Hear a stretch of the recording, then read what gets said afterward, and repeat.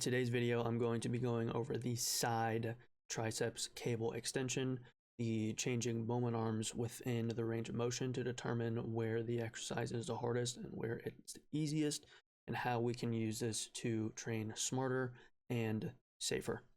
So before we dive into the moment arms, for those of you that are new to these videos, here in the red circle here, we have our elbow joint.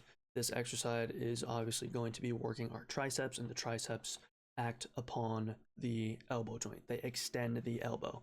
So we've got our red here to highlight the elbow joint, and then the red arrow here is the line of force of the cable. As you can see, it changes throughout the ranges of motion because the direction of the cable changes throughout the range of motion of the exercise.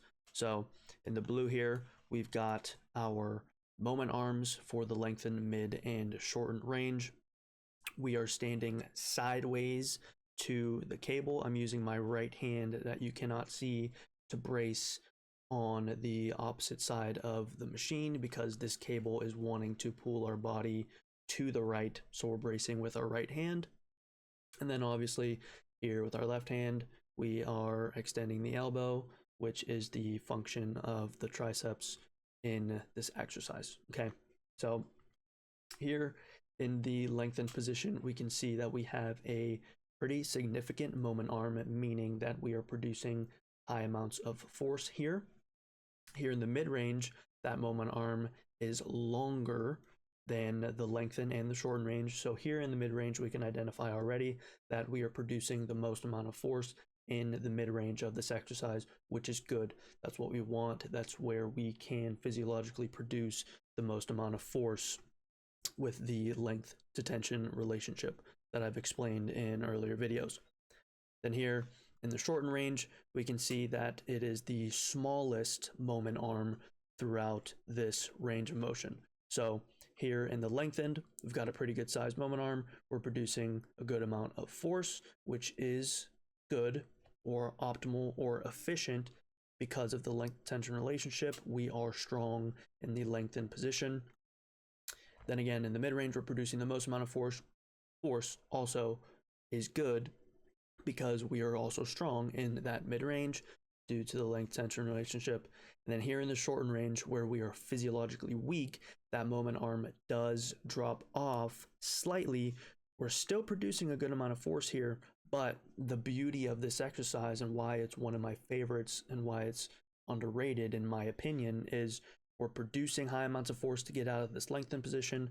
We're producing an even higher amount of force here in the mid-range where we are the strongest, and then the amount of force that we have to produce drops off slightly once we get to the end of the range of motion or this shortened position where we are the weakest.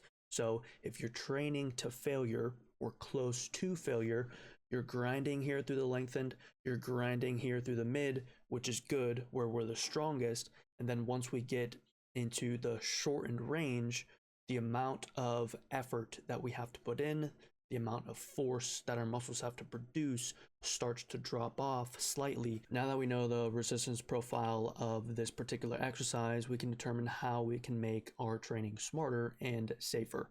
So in terms of safety, we know here in the mid-range, the moment arm is the longest, meaning we're producing the most amount of force, meaning the perception of difficulty is the highest here in this mid-range. So this is where the most cheating is going to occur, but the beauty of this exercise and why it's one of my favorites again is once we're grinding through this mid-range, transitioning into the shortened, the amount of force that we have to produce starts to lessen because the cable is coming closer to the elbow. Okay, so the grind from the mid-range to the shortened range should be very consistent. Okay, you're not hitting a wall.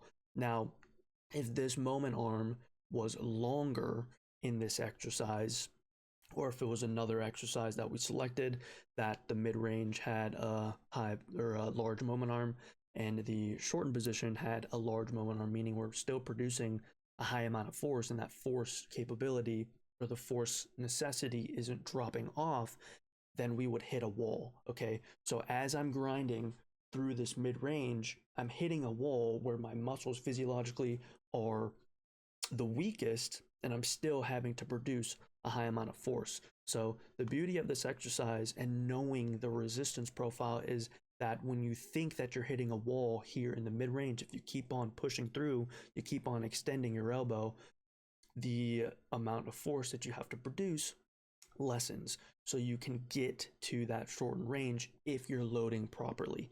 Okay, if you're training truly to failure, say you're doing a 10 rep max, if you're truly loading correctly and performing a true 10 rep max, once you're on that 10th rep, you're not hitting a wall. Okay, you're not failing in the mid range, you're failing throughout the entire range of motion.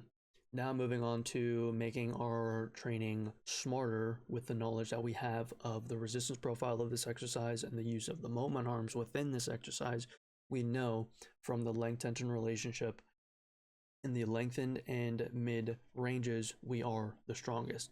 Then in the shortened, we're the weakest. Okay, so if we look at the resistance profile of this exercise, we are capable of producing high amounts of force here in the lengthened, high amounts of force here in the mid, and then here in the short, we're still producing a decent amount of force due to the moment arm. But the beauty of it is, again, is it drops off here in the shortened. So we're strong here, weak here, but this moment arm is smaller, and it's the smallest within the entire range of motion, which is what we want. We want to try to match the resistance profile of an exercise as close as we can to the length tension relationship, and that's how we can make our training more efficient.